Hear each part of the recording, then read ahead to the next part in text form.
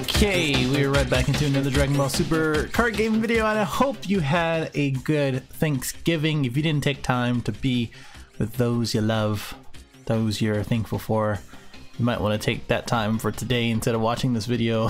But if anything, I didn't go over all the blue cards that got released a day early. I don't know why they did it a day early. Usually it's on Fridays, but going forward, it looks like that the releases are going to be a week apart every Friday again. So back into the preview season, I already went over most of the stuff here because the video had most of the spoilers, or the spoilers that we know of already, including all the red cards over here with the Frieza's army, which is going to be very interesting. So definitely go check out that last video. I think it's about a video ago. But I'm going to go through all of the blue cards when in Clash of Fates, which is the new theme booster, and this one is theme booster 3 with mainly focus on the Bardock saga. So we got Shigesh, the boy Shigesh, Bardock, obviously, Tora, and yeah, we'll just keep going. So Bardock, Copy the Saiyans. I'm gonna skip through all of this, but there are a couple of interesting things to note. One, this art is godly. Like, if you haven't appreciated the art in this game that we just give or get willy-nilly, you should really take the time to really appreciate this sort of style of art, this kind of full art that you really don't see in a lot of other TCGs. And if you did, they're usually like rare cards, that sort of thing. These are uncommons and commons in which that we're getting these things. So I really like the style. I really love it. Still don't understand why we still have the text for the SPRs. This was in the video before. This is the SR version, and then this is the SPR version, which has all of the text there. Doesn't even have a comma where it says "here, have it."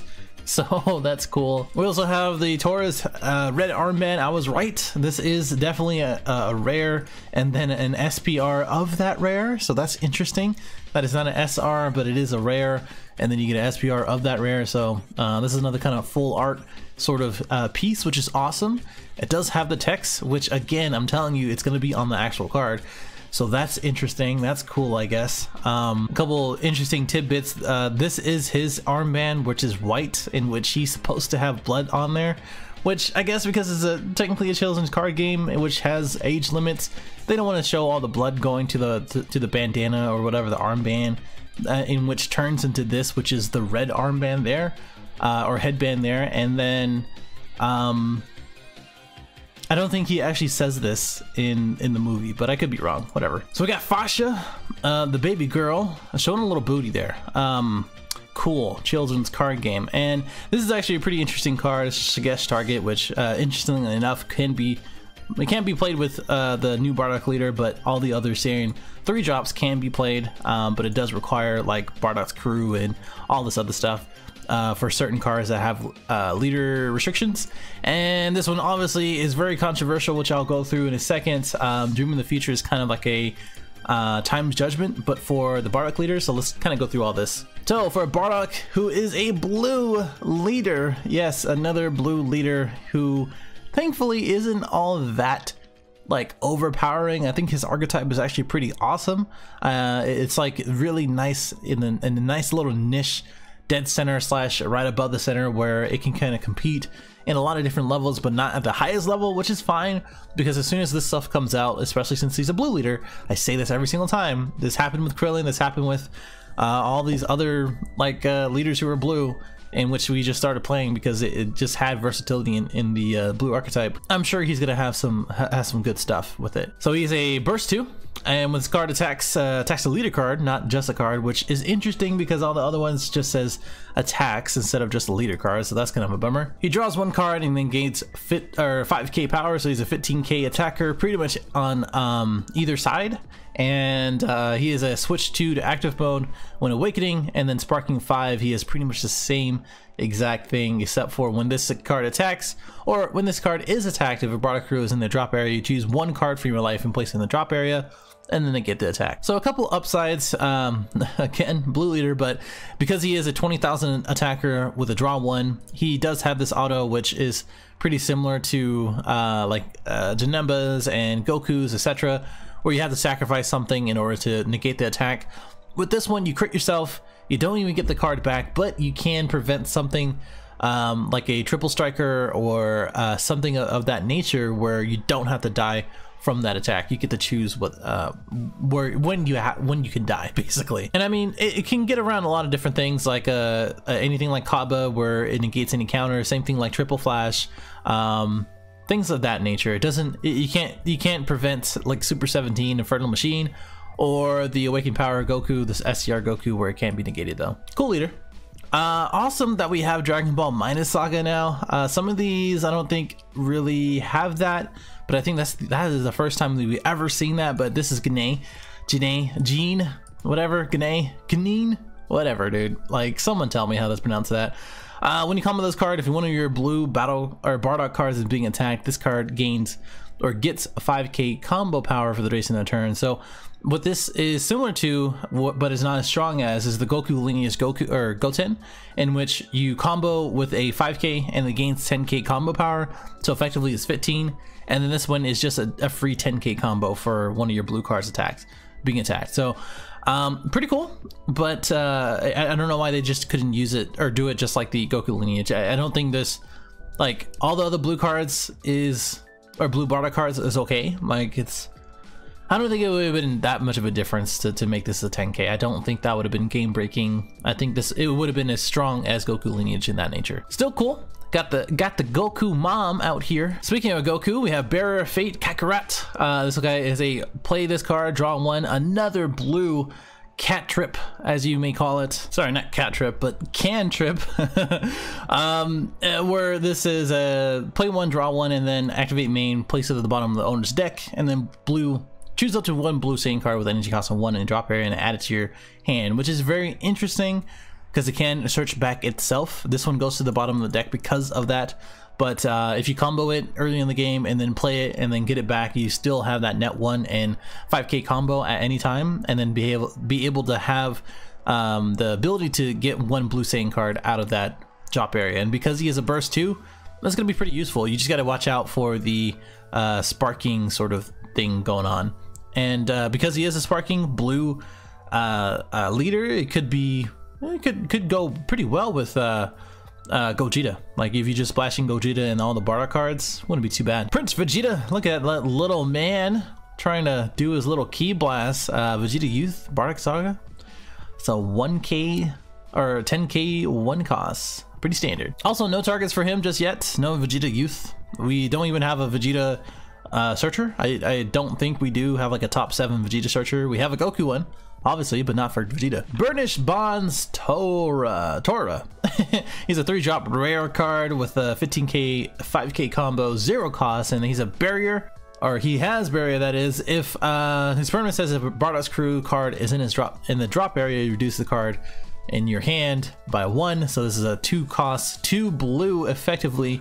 So not too hard with the Goku and all the other 1 drops that you can use. And his activate main is 3 blue, and you play 1 Final Strike Bardock from your deck or drop area and play it, and then shuffle the deck if you look through it. And I think this is actually a pretty damn good card.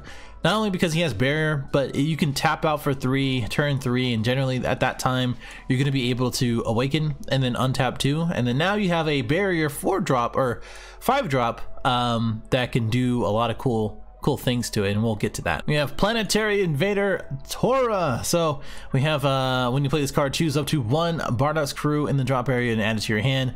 Pretty simple. I mean, you can get a lot of different options or a lot of different things with this, and it just goes, like the way that they build these theme boosters are really cool, or is really cool. Like, we're gonna have all this Bardock stuff here, and then we're gonna have all of the other archetypes like the Frieza, and I actually really want to see that now that I'm starting to talk about it.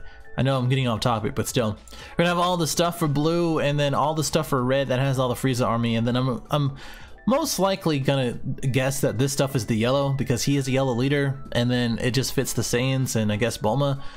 All that really fits the yellow, and I'm very excited to see these cards too. Yeah, this stuff is gonna be cool, but whatever. And then we have the green Namekians with the Pironga, most likely gonna be a new Wish leader there too, along with a Piccolo leader that has like a attack and draw one, that sort of thing. And of course these cards are gonna be pretty legit, but we're gonna see that when it comes. All right, going back to this, like I said, it's really good synergy that if you play all the cards within that theme booster, that archetype does have quite a bit of support, and it does have other support from previous sets, and I'll go over that in a second, or after this, that is. So this one is Burnished Bonds Fascia. She is a 3-drop, 15k critical, and then this is a 2-drop if you have some a Bardock crew in the drop area as well. And then you place this drop place this card in the owner's drop area and choose one Bardock crew in your battle area and switch it to active mode. So this most likely is going to be the target, or the 5-drop SR Bardock is going to be the target for this, in which he gets the effect for that. This one is a Planetary Invader Fascia. More Fascia cards, thank you. This is a top 5 searcher for Bardock's crew, nothing special. We got the Shigesh, in which here's the double striker draw one for blue. So this is the first blue card that we'll ever have, or now have for blue, that is a double striker draw one. Pretty cool. I mean, he is only a one blue, so if you splash blue, which is going to be very popular going to this set, into your deck, this is going to be a pretty cool option just to have. 3 is kind of a weird sort of energy curve to play on. There's a lot of options that you could be playing instead of that, depending on your deck. But it's not going to be a bad option just so you can draw one and threaten double strike sometimes, especially late in the game. Burnished Bond, or Burnished Bonds Burgos. That's how you say his name, right? Okay, so this is apparently one of the things that's going to be affecting a lot of different things. So I'm gonna go with the thing of saying I still don't like answer cards, but I can see the thought process behind it competitively, and as well as mentally. So let me go through the card. This is a 1-drop, or one cost, 4,000, 5 costs, 5,000 0-cost combo. So he is a play 1, draw 1, or play it, draw 1, and then once per turn during your opponent's turn, if your opponent switches their energy to active using a non-awakened skill, choose up to 1 of your opponent's energy and places it in the drop area. So this applies to obviously Unyielding and Sense of Being. That's going to be the first things that people are going to be thinking of. The Awakened skill is not going to be affected. That's going to be... originally I thought it was just Awakened skills. Like, this is going to be targeting everybody who awakens and force everybody who is who is a untapped 2 leader. But I was completely wrong, and this is completely something else, right? So this mainly affects the Unyielding and Sensu, right? This also affects other leaders such as Soul Striker, Golden Frieza, and a couple others that manipulate their energy, right? So the thing is that a lot of people are saying this is going to affect 1-2 swap or storm. I think so, to a degree, right? Obviously, people are also saying Son Goten Family Justice, the Crusher Goku, the the Platinum 2. If you're running red for some reason, which, you know, if you're playing blue-red aggro, you're going to be using Unyielding and Sensu, so that makes sense, etc., right? This one, and as well as the 2-drop Goku that prevents anything 2 or less from attacking, are going to be very detrimental against, or very important, or very effective against Storm, right? But you know, the people who are saying, oh, you can just play Goten, or you can just play Crusher, oh, you can play this or whatever. The more that you add those cards into your deck as a 1-2 swap player or storm player or whatever, trying to avoid something or to answer back at this, while the other player is probably going to be able to play 4 of these as a draw 1, doesn't even matter if this goes off, but it is a nice little cantrip as an additional effect for it. And as well as the 2-drop that still, like, that is still good. That doesn't limit you, like Crusher, where you both can't attack with 1 cost. This is more into the control decks, more into the stall decks, etc., etc. Yes, it doesn't have barrier. Yes, they can KO it, but when has Storm, when has any like aggro deck like that played removal, right? Like that's the thing. Like we are now forced to kind of adapt those decks and forced to add these decks or add these cards to answer these cards, and make it less consistent. And I think that's what Bandai is trying to do in order to answer those these things. And I don't know if that's the best way to approach it. Like if you know that there's an issue, which this is directly saying, yes, we acknowledge that Sensu, Unyielding, and whatever can get out of hand, then address it. Like you have the ability to address it however you want to, but answer cards force us as consumers and players to buy that next set in order to keep playing the game as we want to, instead of just either eradicating a card or banning something or limiting it, right? And I've spoken about this before about SS3, and it's so funny. It's so funny that to hear and see other people's opinions in which like, oh, just adapt, oh, it's nothing, oh, it's not that bad, oh, whatever, right? It's the same thing for SS3. Everybody kept talking about SS3, and that was the only thing that was played because people wanted to win. And people want to win when people want to win, and this is the same exact thing for Nationals. People play Storm. Like people who were really good at it, Jordan Markle and Thomas Lippin and everybody else who topped with Storm, played those decks because they were really good at it and because it was basically the best deck. Like it was the only thing that people needed to beat, and if you couldn't beat it on a consistent basis, then you were gonna lose, and Storm was gonna win consistently. So we all knew it was we all know it's a thing that we have to watch out for. And when someone places down that leader and sees that Bardock is being played turn 1, it's just sort of like a sigh, right? And I personally have been playing it dozens and dozens of times. I played as it and I played it against it dozens of times. I'm very much used to it. Does that mean that I'm okay with it? No, not really. Like because it's just one of those things. Like we all know it's a problem, and I don't know if it's as big as a problem that I wanted to make it like SS3. I don't think it is the biggest problem because we do have answers even in set 5 and preset 5. Because that, you know, it's not like Storm wins automatically every single time. It can brick pretty hard, and that comes back to my original point in which as we answer back with these cards with the most splashable color in the game being blue, they have to answer in their side deck or their main deck as well. So you know, that's the thing. They have to, like Storm players and 1-2 swap players or people who are building these decks have to make their deck less consistent because of that. And those are the things that we have to kind of think of going into this next set, going to the next format, and further beyond until it's been touched directly. And I still believe there are still options in order to, you know, do it on an administrative level. If you say limit, then limit either Goten or Unyielding to 2. If you say ban, then just ban Goten. I'm telling you, ban Goten. Just I'm letting you know this is like, these are the options you can do. Or if you want errata, either errata both or one, Bardock for just lineage, or lineage leader, that is, or Goten for lineage leader.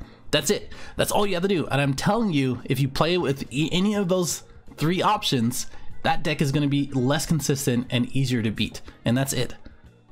Okay, that's enough. I was gonna save that whole thing for the combating the storm, but I you know, this card came out and I was like, you know what, I'm gonna just talk about it. But don't take this the wrong way. Don't take it from me complaining. Take it as I'm looking at all different perspectives. I'm looking at a Storm player who wants to win. I'm looking at the other person who has to think about Storm and try to combat that, and how to do that and keep thinking about that because it is such a threat. And I'm just thinking about it as a consumer, because, like, honestly, like I said, you have to buy these cards. You have to buy into the next set. You have to keep getting these answers and fixing your deck in order to do that. And I personally don't like that. Like, just balance the game, take care of your shit, and we can just have a better meta that way. And that's it. Okay. Anyway, Too low. So this is the Seer. Moving on. Super combo of 5 or less for Bardock's crew. Draw 1, 10k. It doesn't have the new 10k combo, which is kind of a letdown, but it's sort of like the theme boosters from before. So it just makes sense, especially because we have not this card, but the not this card. Is it this card? I don't know. I'm not used to this yet. I don't know. There's another card that I probably missed, in which you can get the super combo back. So maybe I'll go to it. Okay, there it is. So activate main, choose 1 Too Low the Seer, the super combo from the drop area, and place it at the bottom of the deck, and then choose all of your blue Saiyan leader cards and blue Saiyan battle cards and they get 5,000 power and critical for the duration of the turn. At the end of the turn, choose all Saiyan cards in your battle area, whether they are blue or not, and then place it in the owner's drop area. So this is also alien, so you can't even search it with Planet Vegeta. That's what I was thinking of. I was like, can you do that? Whatever, I guess. You can, however, because he is a burst leader, just go ahead and, you know, you can always use a Great Saiyan Man as a super combo, but you wouldn't be able to use this card, this is actually a pretty powerful card. So I don't know. So same blue leaders and same leader card, or blue Saiyan leader card Bardock, and then blue Saiyan battle cards gain that 5k and then critical, etc, etc. So there's a couple discussions where you know, Khalifa would be able to negate this effect, because if we take a look at her, is the 2 permanents where it says you can't be KO'd for your own skills, and your battle cards can't be placed in a drop area by your own skills. So knowing this and reading this thing where it says place them